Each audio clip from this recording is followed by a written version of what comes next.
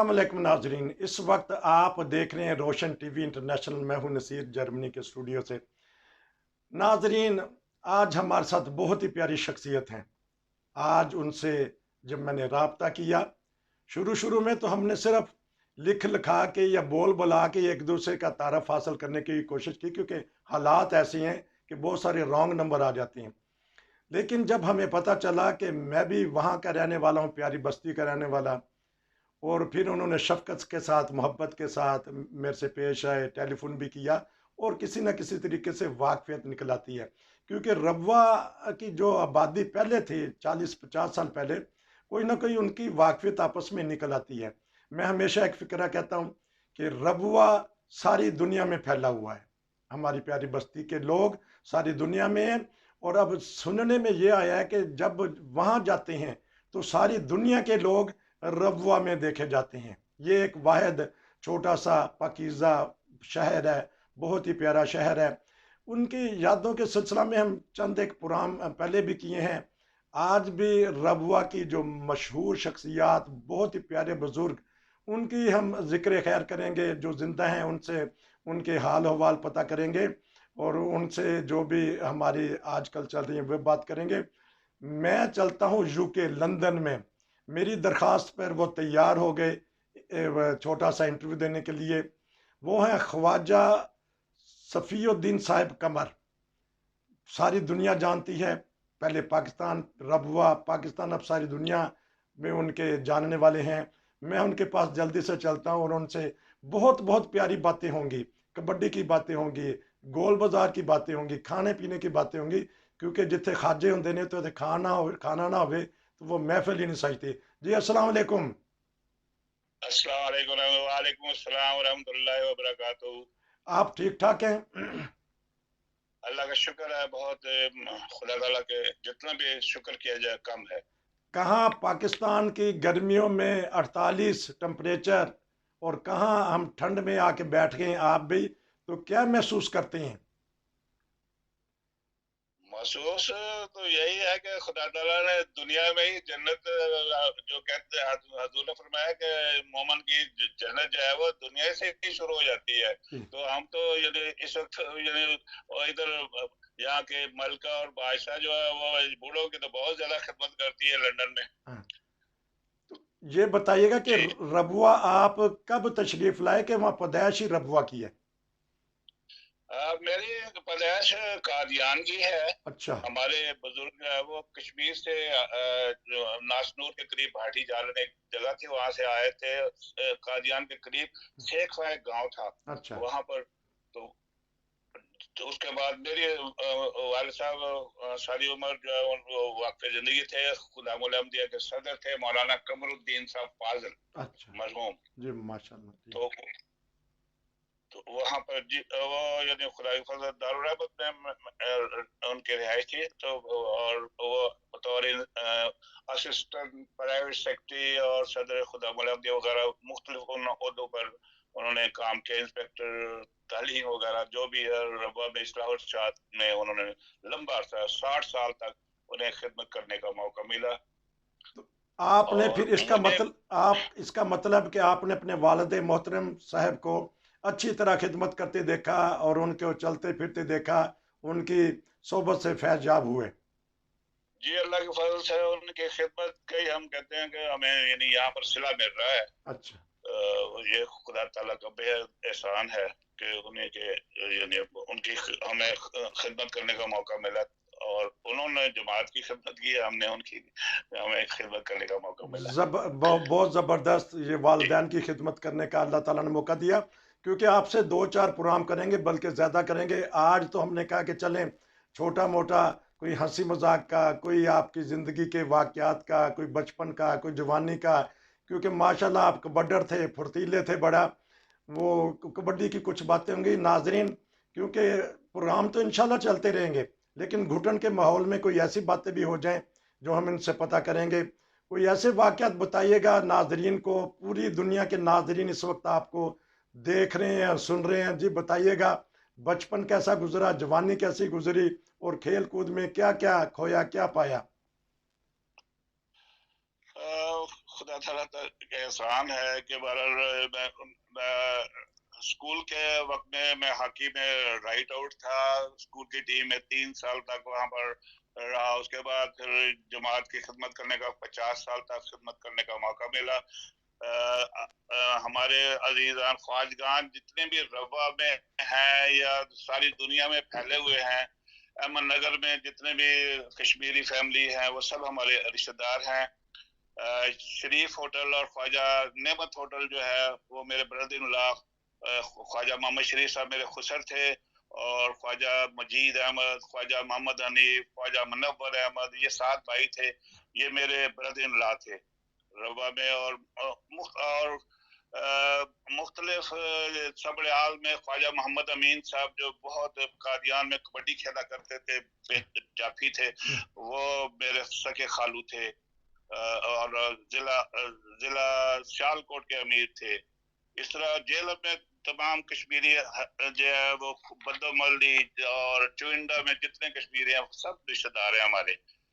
और जी मुख्तसर तौर पर मैं एक वाकया कबड्डी का, मैं फैसलाबाद के इलाके में जमात का खिदमत कर रहा था। वहां से मैं रवा की टीम जो है कासिम खां और इस तरह मुख्तलिफ हमारे जो ख्वाजा मोमन जो है वो भी बेहतरीन कबड्डी खेला करते थे।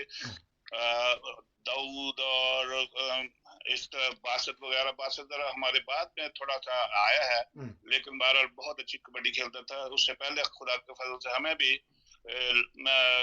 इज्तिमात में लॉन्ग जंप, हाई जंप और मुख्तलिफ खेलों में खुदा के फजल से फर्स्ट वगैरह आता रहा हूँ। कबड्डी एक दफा मैं खेल रहा था वहां पर इज्तिमा के मौका पर, 3-4 कबड्डियां में छोड़ कर आ गया। एक कबड्डी में मुझे एक राजा साहब थे, वो बड़े मजबूत जिस्म वाले थे, उसने इतनी जोर से पकड़ा कि मुझे हिला नहीं जा रहा था, लेकिन मैंने उनके कान में कह दिया कि मैं पकड़ा के वो छोड़ दो। अच्छा। तो मुझे जरा सा ढीला किया तो मैंने दरिया की तरह दौड़ लगा दी। वो सब डीपी साहब हमारे थे, और उन्होंने टी करके मुझे पॉइंट दे दिया। और सारी दुनिया जो कह रही थी कि ये कहने की मौलवी फराडिया, मौलवी फराडिया, हालांकि मैंने कोई फ्रॉड नहीं किया था, लेकिन उसको मैंने सही, लेकिन वो अभी यानी वो एक आध मिनट पकड़ा रखे तब यानी वो पॉइंट होता है। जी जी। तो मुझे पहले छोड़ दिया तो मैंने तो मुझे रेफरी ने मुझे पॉइंट दे दिया। तो बहरहाल ये हम मुख्तसर तौर पर खुदा के फजल से यानी वहाँ पर अच्छे मुझे कबड्डी खेलने का भी और मुख्तलिफ गेमें खेलने का भी मौका मिलता रहा। सदर अजमर अहमदिया में कुछ 60-70 साल के करीब सदर अजमर अहमदिया में क्वार्टर नंबर 68 में हमें यानी रहने का मौका मिला है। और मुख्तलिफ मुझे हजरत खलीफतुल मसीह खामस के साथ अच्छा क्रिकेट खेलने का, उनके क्लब में क्रिकेट खेलने का मौका मिला है। वाह वाह। उनके साथ और डॉक्टर मिर्जा मकफूर अहमद साहब जो अमेरिका के अमीर हैं, और पिछले दिनों मेरे बेटे जो इस्लामाबाद में वो डॉक्टर साहब आए हुए थे, तो उन्होंने ख्वाहिश जाहिर की कि मैं ख्वाजा सफीउद्दीन का बेटा हूँ, तो मैं आपके साथ फोटो खिंचवाना चाहता हूँ। कहते हैं इधर आओ। वो आपका वालिद ख्वाजा सफीउद्दीन तो हमारी टीम के इमरान खान थे। अच्छा ठीक है। तो बाबा खलीफा खामस ने कई दफा वो क्योंकि विकेट कवर करके खेला करते थे, तो उनके पिन्नियों को मेरी बहुत फास्ट बॉलिंग हुआ करते थे। अच्छा। कई दफा मेरे भतीजों के साथ जिक्र कर चुके हैं कि सफीउद्दीन ने मेरी पिन्नियां सुलझा दी। अच्छा अच्छा, मैं थोड़ा सा अच्छा ये भी नाजरीन को मैं बता दूं, अभी हमारा सिलसिला जाएगा कि नाजरीन देखें कि ऐसी यादें हैं हमारे बुजुर्गों की, ऐसी बातें हैं अगर हमने ना बताई तो फिर हम साथ लेके जाएंगे तो क्या फ़ायदा होगा। बेहतर है कि बातें बताएं। अच्छा, अब मैं एक और बीच में सवाल कर लेता हूं ताकि कुछ, कि आपने कहा कि वो 7 आपके भाई थे, मिसेस के भाई, ठीक, ये मैं समझाऊं, ठीक है जी? कौन? 7 भाई थे जो उनसे ख्वाजा ख्वाजा, ये मेरे तो 5 भाई थे, लेकिन मेरे ब्रदर इन लॉ जो शरीफ होटल ख्वाजा मोहम्मद शरीफ ब्रदर बेटे थे, हाँ जी, ख्वाजा हनीफ, ख्वाजा मजीद, ख्वाजा मुनव्वर वगैरह, ये आपकी मिसेस के भाई थे। हाँ जी मिसेज के भाई थे। इसका मतलब 7 ਉਹ ਹੋ ਗਏ ਤੇ 5 ਤੁਸੀਂ ਹੋ ਗਏ 12 ਤੇ ਲੋਕੀ ਤੇ ਡਰਦੇ हाँ, ਹੋਣਗੇ ਕਿ ਇਹਨਾਂ ਨਾਲ ਪੰਗਾ ਨਾ ਲੈਣਾ ਨਹੀਂ ਤੇ ਖੂਨੇ ਸਿੱਕ ਜਾਣੇ ਨੇ। बहरहाल ये खुदा के फजल से ख्वाजा नईम जो मेरा वो मेरे बड़े भाई है, ख्वाजा नईम को सारी दुनिया जानती है। हाँ जी जी जी जी जी जी अभी उनकी डेथ हुई है, हमने अजहार अफसोस किया था, ताज़ीयत किया था, आप भी करते हैं। आपके चैनल में मैंने वो फौरन आपने जो खबर दी थी मैंने वो पढ़ी थी। खुदा के फजल से आपका माशाल्लाह चैनल बहुत अच्छा काम कर रहा है। जी ख्वाजा मोमन और ख्वाजा बासत जो मेरे मामूजात भाई हैं, ख्वाजा अब्दुल हई साहब मेरे वो भी कबड्डी खेलते रहे हैं, अच्छा और मेरे मामू सके मामू थे। इसी तरह आगा हमीदुल्लाह और डॉक्टर मजीदुल्लाह वगैरह ये मेरे खालाजाद भाई थे।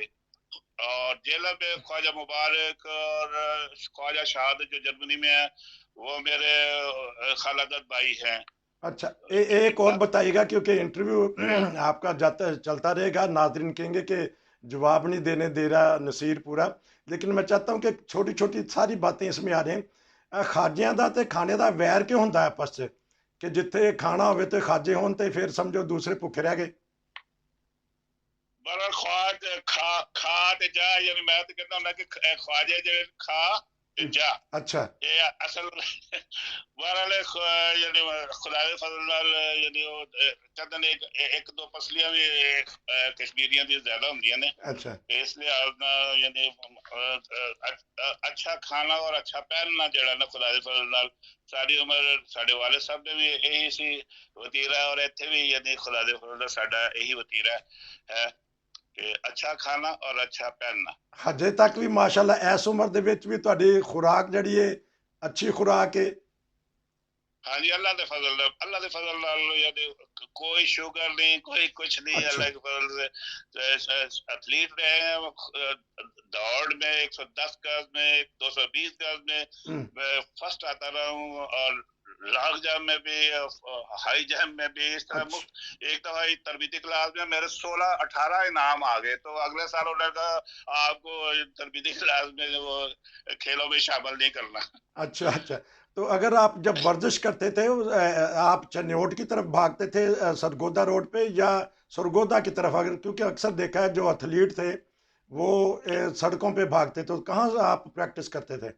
मैं इधर कोट अमीर शाह की तरफ जाता था। कोट अमीर शाह के कब्रिस्तान में हम लोग कई दफा वहाँ कब्रिस्तान में एक दो दोस्त थे हमारे, मेरा एक दोस्त है उनके साथ वो मेरी मालिश करता था, मैं उसकी मालिश करता था, अच्छा तेल लगा के हम वहाँ पर एक्सरसाइज करते थे, सैर करते थे। कोट अमीर शाह की तरफ जाता था। अच्छा तो कभी ट्रक के पीछे भाग के गंजे गन्ने खींचने का मौका मिला है, शरारतें तो बहुत लाजमी। दफा बहुत दफा बहुत दफा बहुत दफा वो भी हुआ।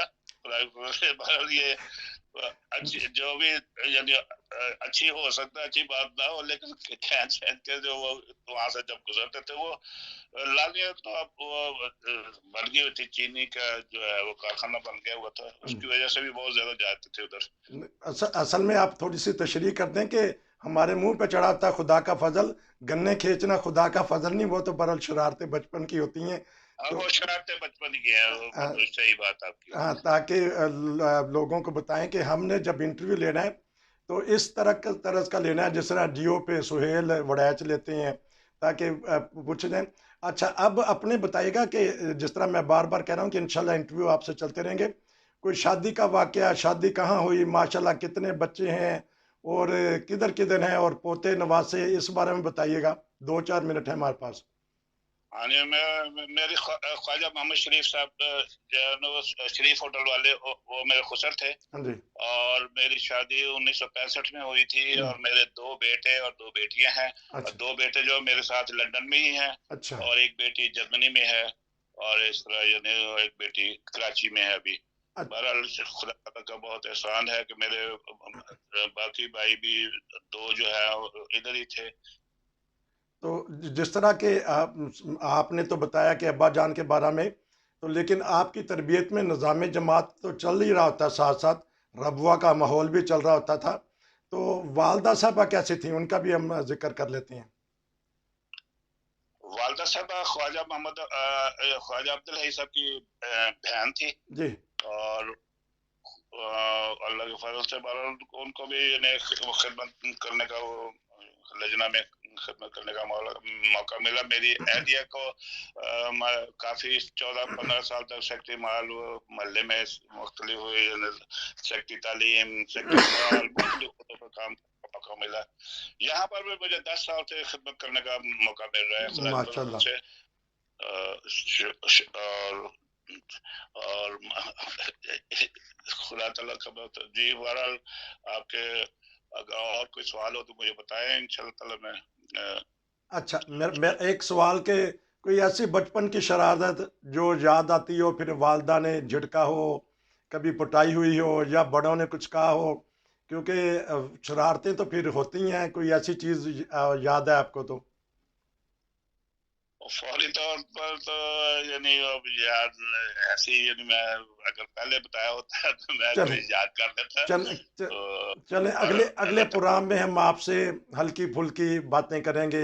उस वक़्त के माहौल का ज़िक्र करेंगे, क्योंकि जो रबुआ की यादें के सिलसिले में हम उन हस्तियों का ज़िक्र ज़रूर करेंगे, जो हमसे से बिछड़ गई हैं। और जिस तरह मैं कहता हूँ कि पूरी दुनिया में रबुआ फैला मेरे हुआ है। छोटा भाई की दुकान भी गोलबाजार में थी, ख्वाजा बशीरुद्दीन कमर। उसको निक्का कहते थे और मुझे मिस्सा कहते थे। मेरा नाम जो है ना ख्वाजा सफीउद्दीन उर्फ मिस्सा, मेरा नाम के हज़रत खलीफतुल मसीह सानी ने एक मिसबाहुद्दीन रखा था। तो अच्छा। उस बिना पर रफीक हयात साहब की वालदा जो मेरी बड़ी बहन थी, हाँ, अमीर जमात यानी यूके, हुँ, हुँ। उन्होंने मेरा नाम मोहब्बत से मिस्सा रख दिया था। और ज्यादातर मुझे रब्बा में मिस्सा के नाम से याद करते हैं। चलें जी, बड़ी ज़बरदस्त बातें आपने की हैं। हम आपसे पूरी हिस्ट्री पता करेंगे। और अच्छा, आखिर में बता दीजिएगा, रब्वा कब आए थे, तशरीफ़ लेके आए थे?